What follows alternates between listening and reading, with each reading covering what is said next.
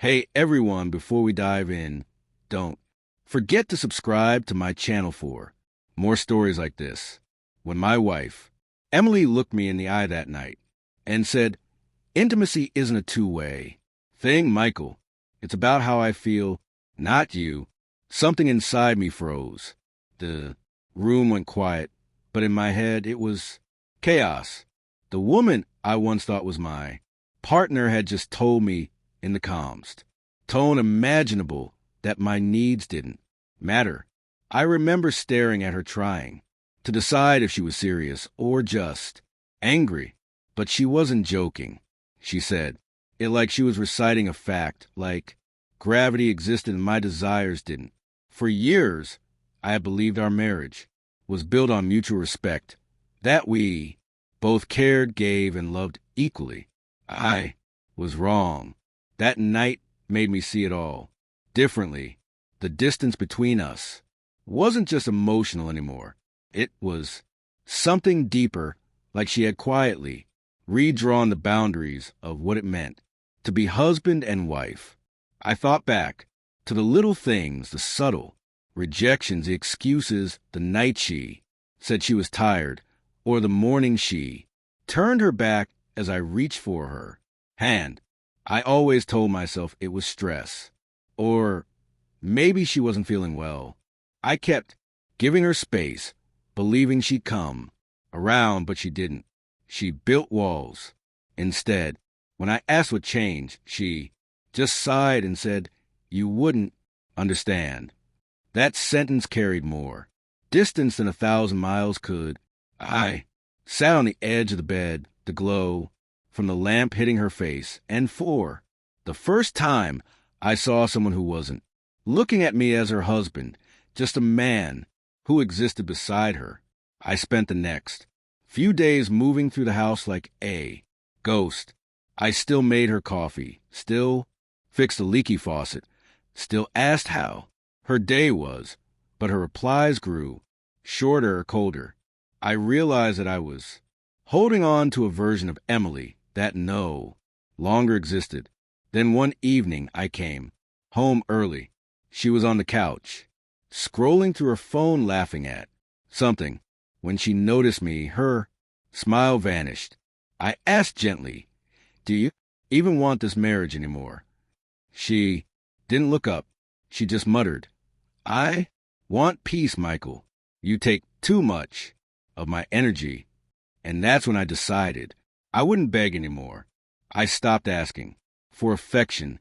I stopped waiting for her to notice me, to touch me, or to even speak to me with kindness. I became silent, but not out of defeat, out of understanding. You can't force someone to love you the way you love them. And if you try, you only end up breaking yourself in the process. Emily noticed the change after a few days. She'd come home and find dinner on the table, but I wouldn't sit with her. I'd eat early, clean up, and retreat to my study. The silence unnerved her. One night, she asked, "Why are you acting like this?" I simply said, "I'm matching your energy." Her eyes widened for a second before narrowing again. "So now you're punishing me by ignoring me?" She snapped. I looked at her calmly. "No, Emily, I'm just giving you what you said. You wanted peace." That word hit her like a mirror. Peace. The very thing she said I took away. But peace isn't the absence of noise. It's the absence of effort from someone who's already given everything. A week later, she started asking questions she hadn't asked in months. "Why don't you text me during work anymore? You didn't say good night last night. Are you upset with me?" Each time I gave her the same answer, a small smile and silence. She didn't understand that I wasn't angry. I was done. Then came the night that changed everything. She stood in the kitchen, holding her glass of wine, watching me pack a small bag. Her voice trembled as she asked, "Where are you going?"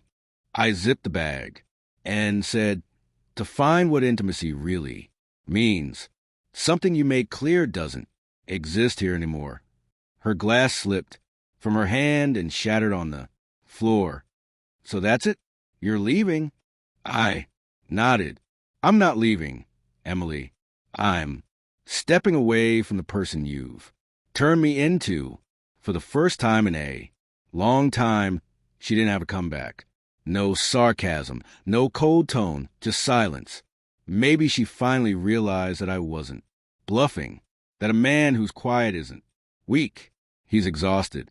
I walked out that night and stayed at a small motel near the lake.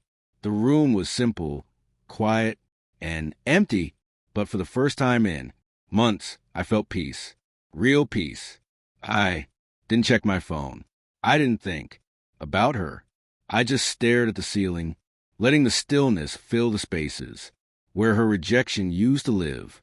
The next morning, I woke up to a dozen missed calls from Emily, a few messages, followed short, uncertain ones. Where are you? We need to talk. Please come. Home. I didn't reply.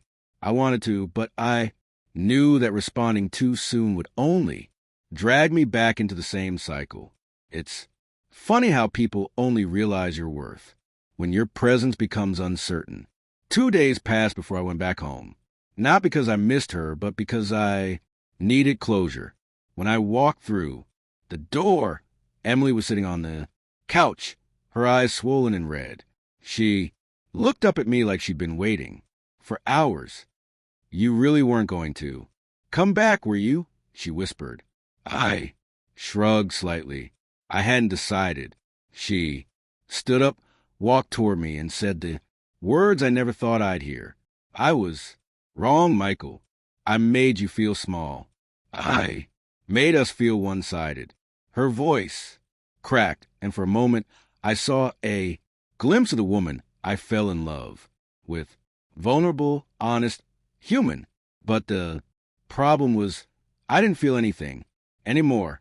Not anger, not affection, not even relief, just a quiet acceptance that something inside us had died long ago. I said softly, you didn't just make it one-sided. Emily, you taught me what loneliness feels like, even when someone's lying right next to you. Tears streamed down her face. Can we start over? She asked, her voice barely a whisper. I took a deep breath and replied, start over with who? You're not the same person I married. And honestly, I'm not the same man who begged for your touch. She reached for my hand, but I stepped back. The gesture felt forced, like she was trying to fix something with memories that no longer fit. Before leaving, I looked around the house. Every photo, every small reminder of what we once had. It all looked hollow now. I turned to her and said, you said intimacy wasn't a two-way thing. You were right. It isn't. It's about connection, and we lost ours the day you stopped seeing me as your partner. Emily's lips parted, but no words came out. Her silence said everything. As I walked out for the last time, I realized that sometimes the most powerful thing you can do isn't to fight for love. It's to let go with dignity.